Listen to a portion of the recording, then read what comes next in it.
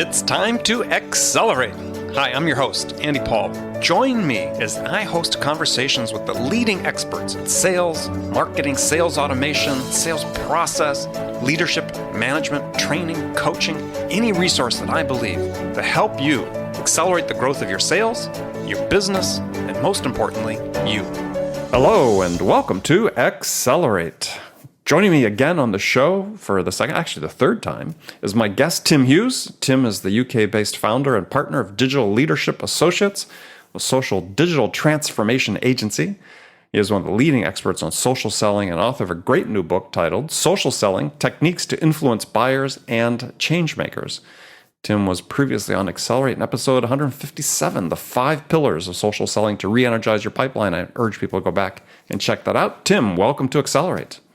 Hi, Andy. It's great to have me back. Yeah. The 5 Pillars was one of your top most listened to social selling podcasts, if I recall. It was, yes. People really enjoyed the content there. So yeah, I had really good feedback. So I appreciate you asking me back. I'm really excited to talk to you again. Well, you've just set a high bar for yourself for today. So no pressure. So here we go. So maybe for people that haven't listened to one of the previous episodes, just briefly introduce yourself again.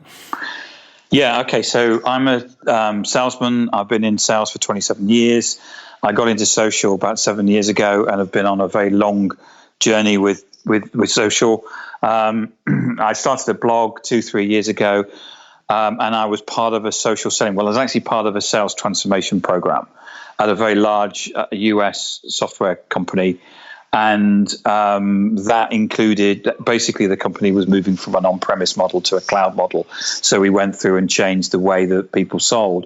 Part of that included a social selling program, of which I started writing about, where we talked about the 5-step methodology. And then I wrote the book, Social Selling: Techniques to Influence Buyers and Changemakers.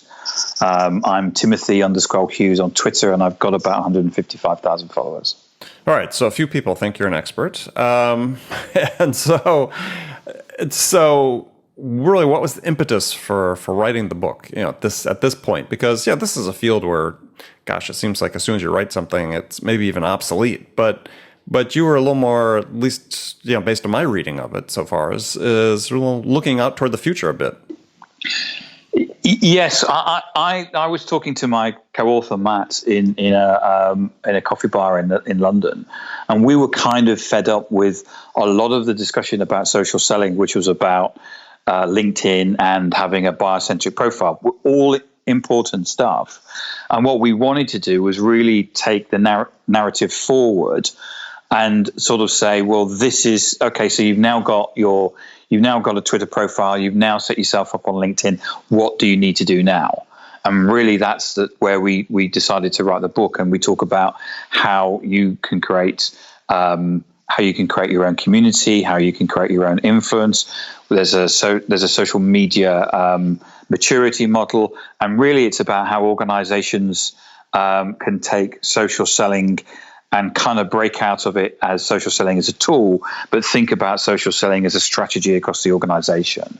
And we deliberately wrote the book as a way of, I would always recommend people buy the book, not the Kindle, because we want it to be one of those, it's a book that you want to get off the shelf, and you read it and then get it off the shelf and go back to something. And it's really a sort of like a workbook that you work to. Mm-hmm. Which, I mean, that for those who are Kindle readers, I have the Kindle version. I'm enjoying it on Kindle.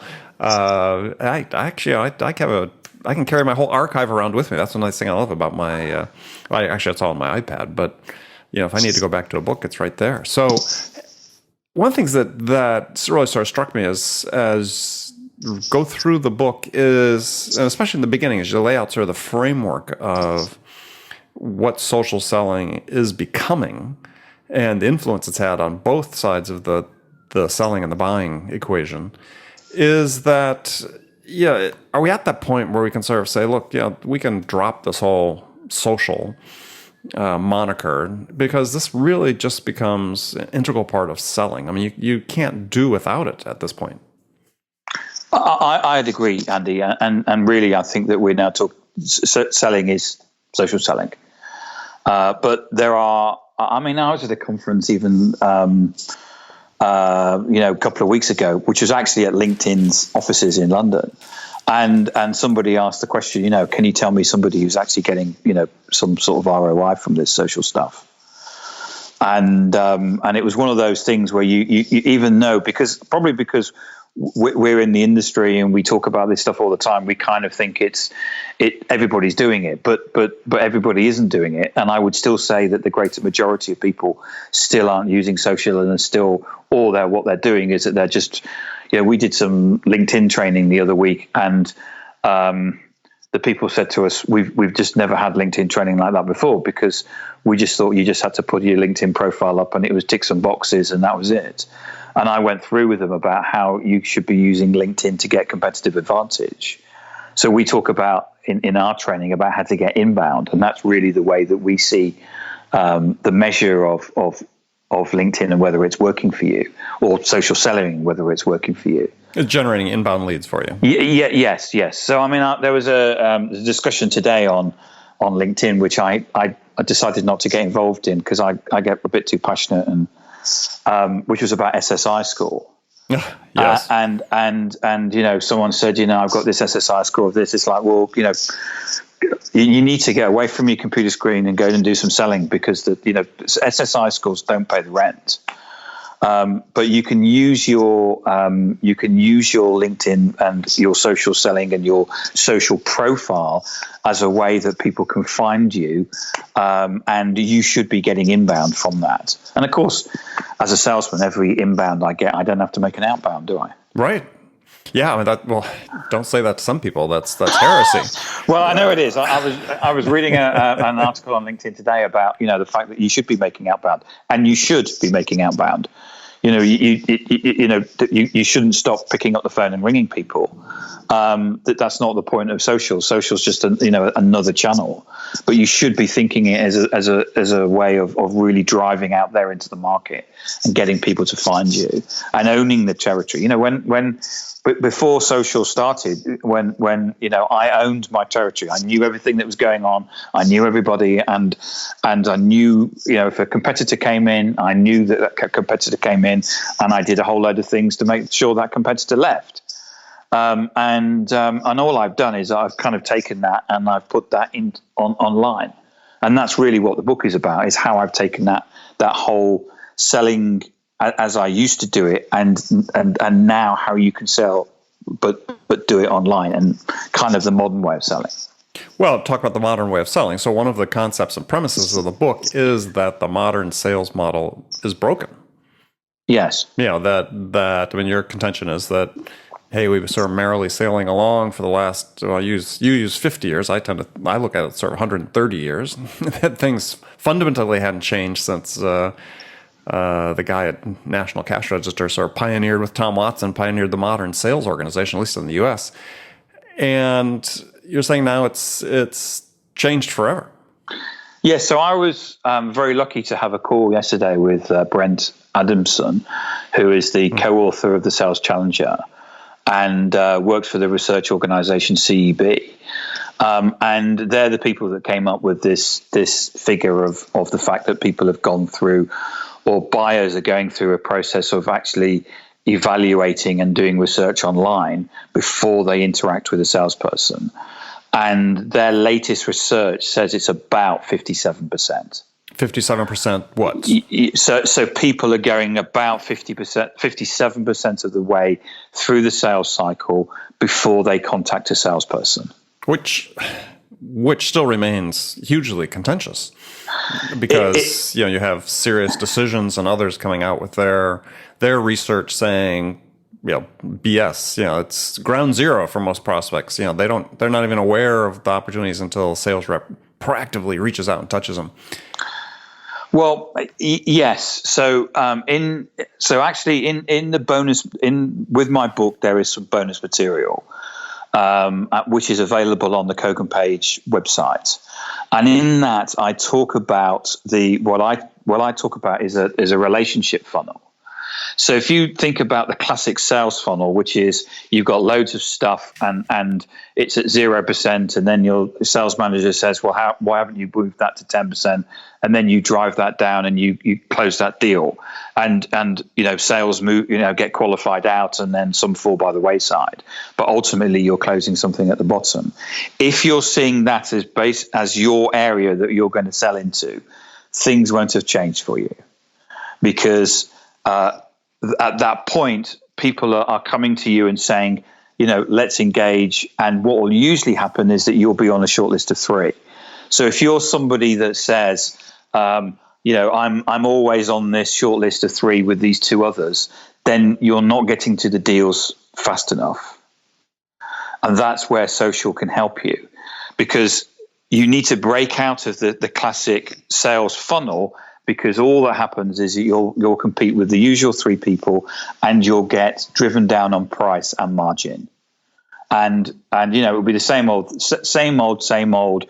We lost it because they gave it away or whatever, or we won it because we dropped the price. You need to move above that and into what I call the relationship funnel. Some people have come up with different names for that, but that's where you're moving out of the traditional sales funnel onto social, because that's where your customers are, and that's where you're engaging with people or getting people to find you on social. And then what you can do is use your great sales skills to actually close things down before the competition. Okay. Well, I mean, it also has the benefit of giving you more ample opportunity for creating awareness about who you are. Yes. As opposed to the rifle shot outbound prospecting. Yes, and so for I've been teaching a telesales team how to use social, and really that's about you're on the phone, and as you phone somebody up, one of the questions is, can I link to you on social media, on LinkedIn?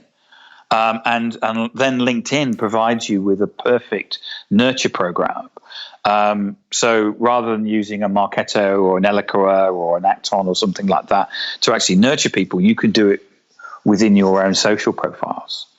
So an ex-colleague through the content you publish and share. And so right. If you're putting out interesting content, and I know people that are, I'll give you an example. An ex-colleague of mine, sales guy, I worked with him. He was a new sales guy, and over 3 months, we wrote his LinkedIn profile, and he's selling into the education market, which in the UK is public sector, which is government. There's always been this thing in government, and I've done my time in selling into government, which is where they put out these terribly thick ITTs that you have to respond to, and they say, right, RFPs, right? RFPs, yeah, and we're putting out the tender.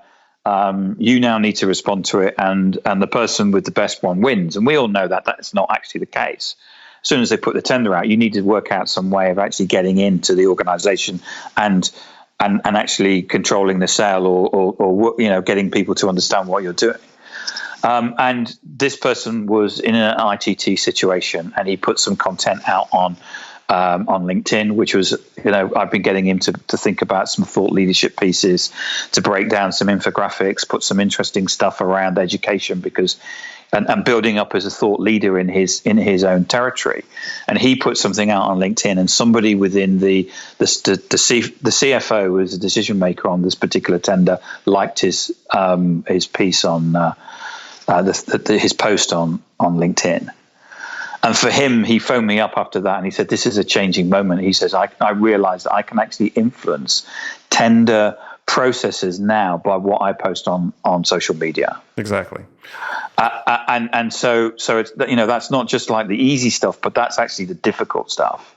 Right. So, I mean, you talk about it again in the book, is that getting back to this concept that the sales model has changed, and you put it in the context of the fact that as organizations become more digitally based, the interrupt-driven sales model just doesn't work as much, because you put it that the salespeople are sort of bringing their own bias to what they're selling, whereas customers have all this access to information. So instead of being sold at, they are able to sort of make up their own mind what they need. Yes. And I think that's the case. I'm not saying that we should stop calling, But in all of the, in my previous role, we did a lot of telesales, and we would get a 5% response. So for every 100 organizations we would ring up, 5 people said, "Yeah, I'm kind of interested. Can you come and see us?" It's still a response.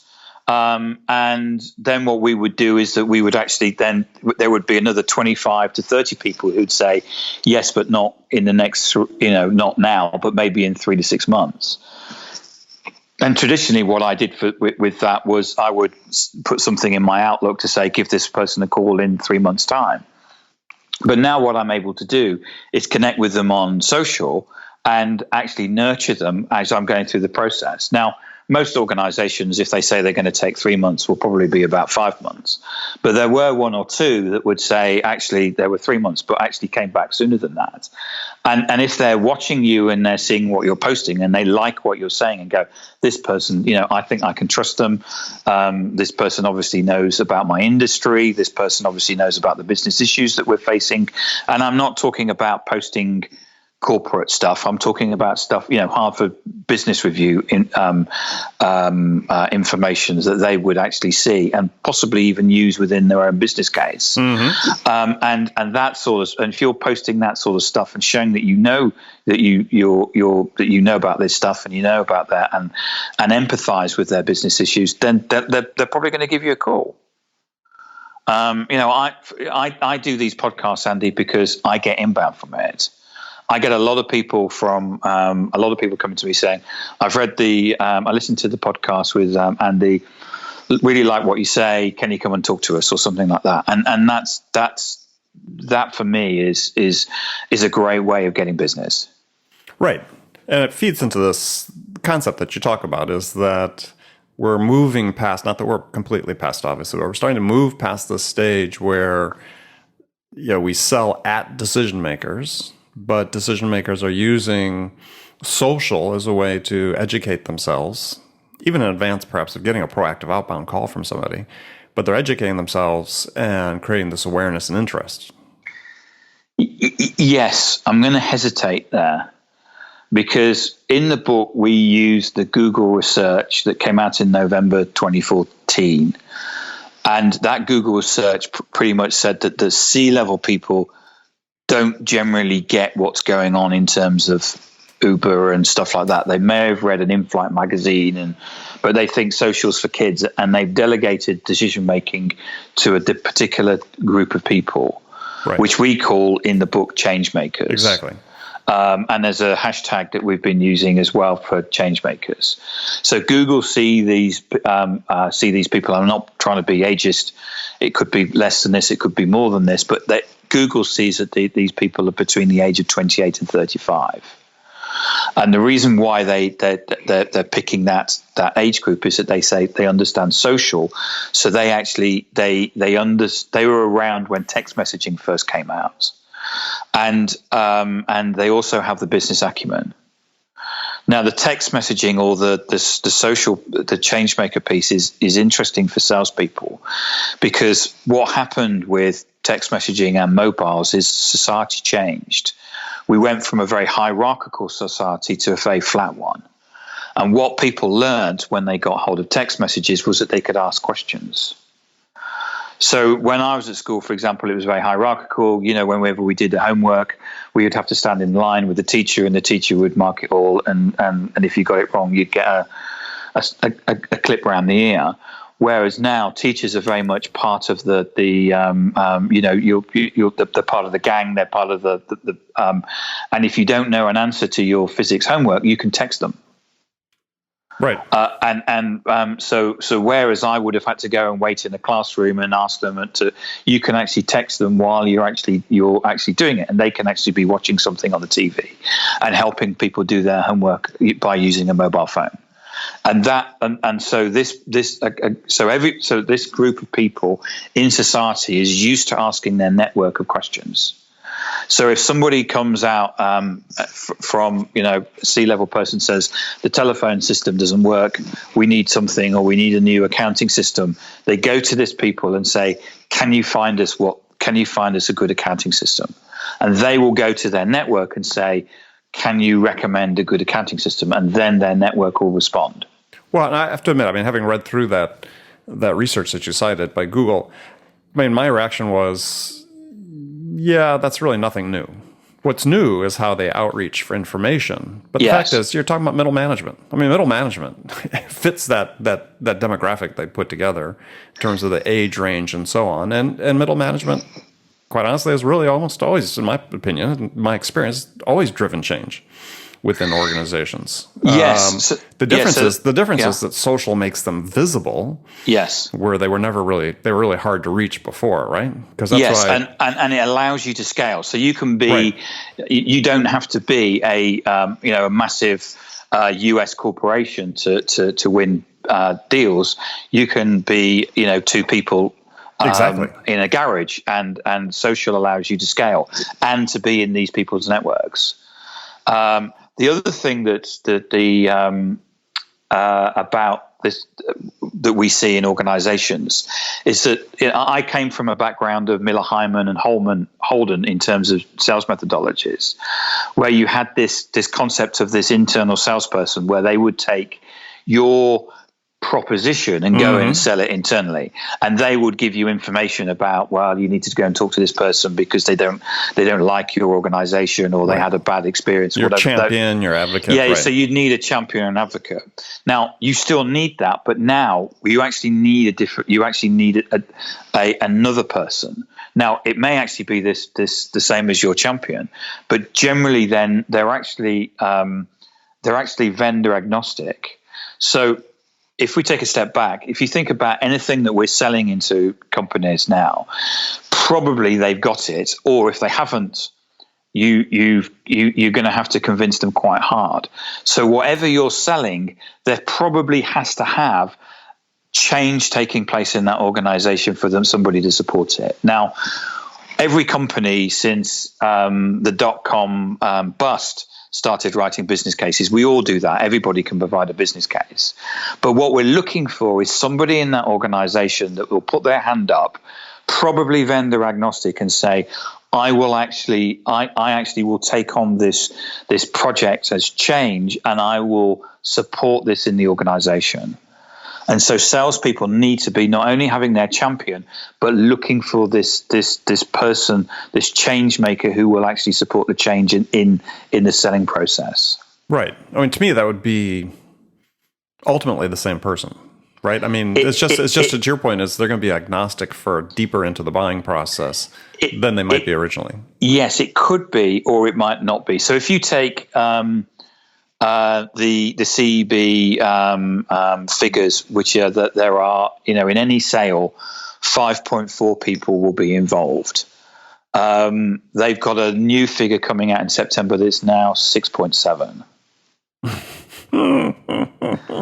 I'm laughing because again, that's another one of these things that from my own experience, and perhaps from yours as well, it's really not too different than it's been. It's always been like that, right, Andy. I've always explained to salespeople that at the end of the day, there is a committee meeting where they get together and they say, are we going to pick supplier A or B? And you need the people around the room to say who put their hand up for yours. Now I'm simplifying the situation, but that's really kind of what your end game is. But what I think from the evidence that I'm seeing is that I'm seeing that sales cycles are shortening, but buying cycles are getting longer. So the customer is spending more time actually doing the research. And as a number of people will say to me over LinkedIn, well, they need to talk to me because and when they come to me, they're completely confused. They may well be.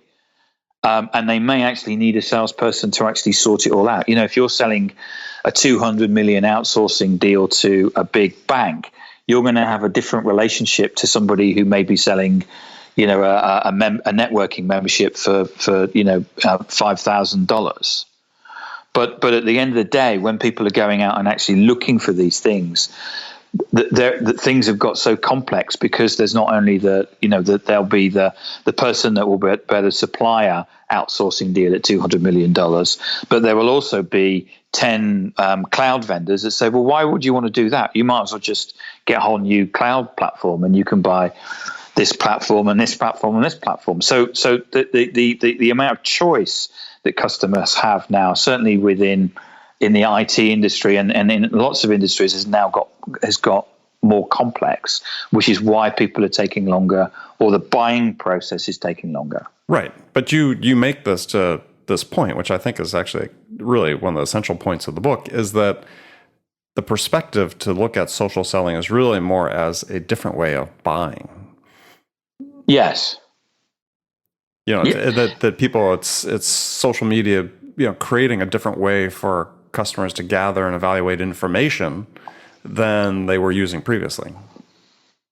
Yes. So as a salesperson, traditionally what you did was you pushed, and what you need to be doing now is pulling, and you need to be putting out content or information that will educate your buyers. And that's completely different from going out and there saying 30%, special offer 30% this week. There's a company in the UK that sells furniture, and the joke is that they every week they have a sale, to the point where nobody believes them anymore. They just go there and they buy it, but they know that they'll always say that this offer ends this week, and they go, no, you're going to have one next week.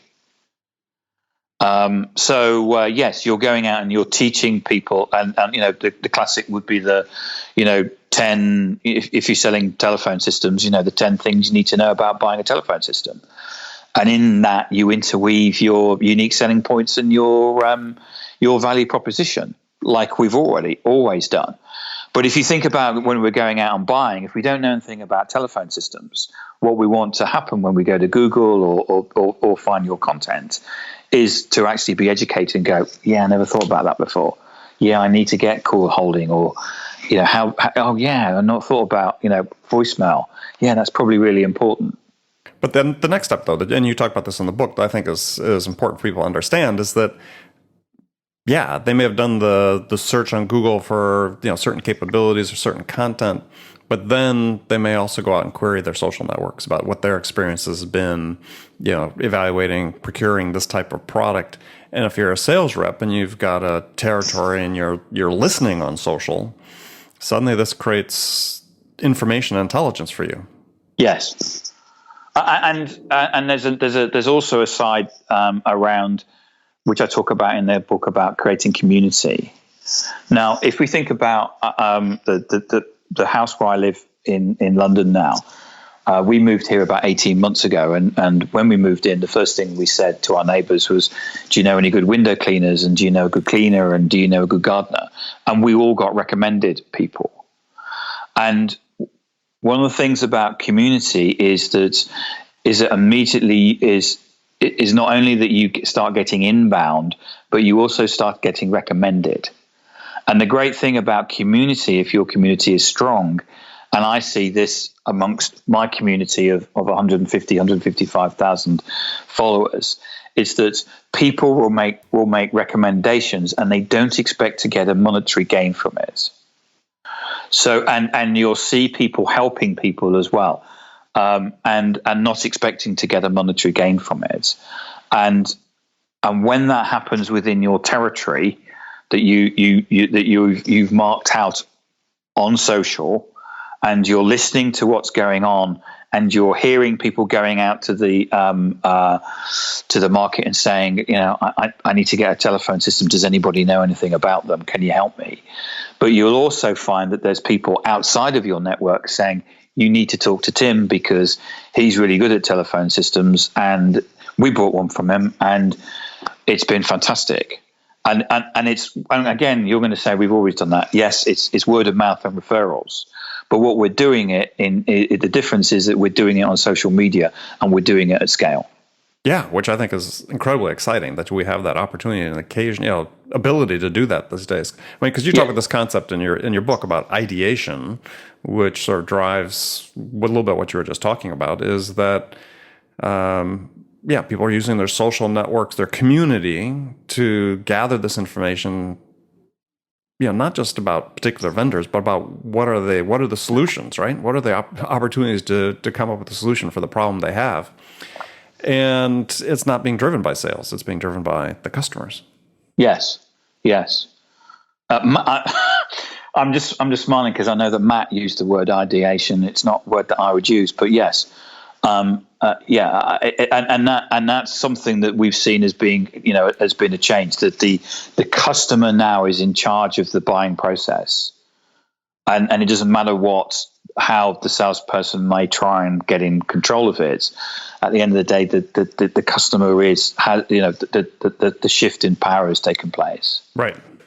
Yeah, and I think we've seen that happening, and we've all made the comment that the buyer's in charge and been doing that for several years, but it's becoming increasingly the case.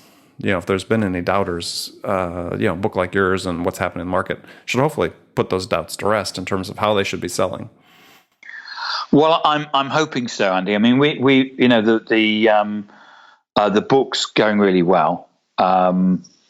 We've already had I've already had two organizations, small organizations. One is a Sage partner and one is an Oracle partner, buy the book outright for their sales and marketing people. So that was 10 copies in one go. And I've just got a big brand. I'm not able to mention them at the moment. We're doing a launch in September, but they bought 70 copies for the whole of their salespeople. So it's really the way that Matt and I always wanted to write this. The book was to provide salespeople now with a manual and a booklet that they can use to sell in the connected economy. Mm-hmm. Because much as I love the Challenger Sale and the Challenger Customer books and lots of other sales books, they generally either say, right, there's a problem, and they don't give you a solution. And what Matt and I wanted to do was actually provide you, we kind of expect the person who picks the book up, they already know that they have a problem, but they're looking for the solution. And one other story that I'll say is that one of the things that we were really concerned about was it would become like a fluffy marketing book. And I'm a salesperson, I'm not a marketeer. And I'd been for a meeting. The way that Matt and I worked is that for each chapter, we would brainstorm it one evening, and then the person would write it at the chapter at the weekend. And the first brainstorming session we had, I'd been for a meeting in the morning, and a sales leader had leant across the desk, and I'm not going to use the profanity that he used, but he basically said to me, "Tim, this social selling stuff is all very interesting, but where are the leads?" And I relayed this story to Matt, and he said, "This is fantastic. Every time that we brainstorm a chapter, we're going to use," and I'm going to say not the profanity, "where are the leads?" And we would sit, in the evening, we would brainstorm a chapter, and then we'd say, "Okay, I think this is a bit fluffy. Okay, so how can we monetize this? How can we actually get leads from this? How can we actually be using social to help people progress? And how can they actually be winning business?" And so the book is about selling, and marketeers should actually read it because I think they need to understand now. We need to be thinking about marketing and selling together. But this book was written to help salespeople to make that transition from really analog to digital. Right. Okay, well, great. Well, the last segment of the show, I've got some standard questions I ask all my guests, and since you've been on the show before, I had to come up with new questions. Excellent. So the first question is, what's the single biggest challenge facing sales professionals today? I would say most of the salespeople I understand get social, but they go back to their organizations and the sales management don't support it. And that could be down to all kinds of demographic reasons. And I'm sure, the sales management have other challenges. But that's probably the number one. I get a lot of people coming to me saying, "My management don't get this. And what can I do to change it?" Okay, so that was the follow-up question. What's the most important piece of advice you'd give that sales professional about that challenge? Okay, so I'm going to plug the book. So in the book, I do actually talk about how you can pitch. How you can pitch internally to different people, the CFO, the marketing director, the sales director, the benefits of a social selling program. And so there's kind of, if you're going to sell the social selling program, you need to do it two ways. One is top down, and the other is bottom up. So top down, I talk about in the book about how you need to talk to these different people, the metrics that they kind of would be wanting to hear about, and also what I would do is do it bottom up, which is either you or a couple of people get together and form a pilot, build a pilot, and actually show that there is a benefit to actually doing social. At my previous role, I used to have a sales guy whose dog had 2,000 followers on Twitter. So it was quite easy going to Andy and say, "Andy, we're thinking of doing this. Do you think it would fly?" And it would be, "I don't think so." "Well, yeah, okay, let me have a go." And then he'd do something, and then the other salespeople will go, "How did you do that?" He said, "Well, I just contacted them. How did you get in to see this person?" "Well, I just sent them an email, or I just contacted them over Twitter, or whatever." And it was that point where you had that salesperson to salesperson bond of saying, and that's really how we certainly started some of the momentum and getting rid of some of the inertia of the selling program. So top down and bottom up. Okay. And last question. So what's one behavior that sales professionals need to master that would make a huge difference in their sales? A behavior, not a skill, but a behavior. In terms of the behavior, the one thing that I learned very early on was to shut up. And people quite often, I remember I was in a meeting and I came out and that person said, "You don't know a lot, do you?" I said, "What's that?" I said, "Well, you kept asking stupid questions." I said, "No." I said, "Well, look at this page. Look at the information that we've got." I said, "Yeah, but they were like stupid questions." I said, "Well, they might have been stupid to you, but I mean, it was all about getting information and finding out, it was, we were selling a supply chain system and we needed to understand the metrics around the throughput of the warehouse and stuff." And it's like, well, we've got all that. We could actually go away and actually build them a very quick business case that we can present at the demo. "Oh, I never thought about it like that," they said. So it was, shutting up, and then I am well known for asking what some people think are stupid questions. Usually, what happens is I have to tell the person, if I'm going with somebody, I have to tell the person because they start answering them for the customer. Oh, or like no, that's a stupid question, Tim. It's like no. This is the whole point of us. We need to understand what the customer's about. More than what we've just learned on the website. So you have to tell your sales partner, you sit there and shut up. Yeah. It's like, now I'm going to go in and ask some stupid questions and let them answer. Yeah. I love it. Well, great. Well, Tim, thanks for joining me again. And you're welcome. Tell people how they can find out more about you and your book. Okay. So yes, my book is Social Selling Techniques to Influence Buyers and Changemakers. It's on all Amazon platforms. I've got 10 5-star reviews on amazon.co.uk and another 10 on amazon.com. So if you're unsure about buying it, then read the reviews, but you can find it on Amazon. I'm Timothy_Hughes on Twitter, so that's TIMOTHY_HUGHES. I'm also Timothy Hughes on LinkedIn. Please come and contact me. Please follow me. Please engage with me. I'm more than happy to take questions after this, and I'm happy to connect with people. So please, don't hold back, and please make those connections. And Andy, thank you for inviting me again on your podcast. And I'll just say that from your perspective, there are no such thing as stupid questions. There are no stupid questions. Right. So trust me. Feel free to ask them. Well, again, yes. Thanks for being on the show.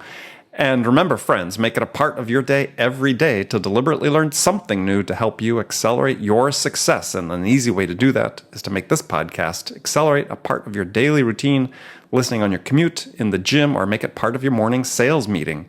That way, you won't miss any of my conversations with top business experts like my guest today, Tim Hughes, who shared his expertise about how to accelerate the growth of your business. So thanks for joining me. Until next time, this is Andy Paul. Good selling, everyone. Thanks for listening to the show. If you like what you heard and want to make sure you don't miss any upcoming episodes, please subscribe to this podcast on iTunes or Stitcher.com. For more information about today's guest, visit my website at andypaul.com.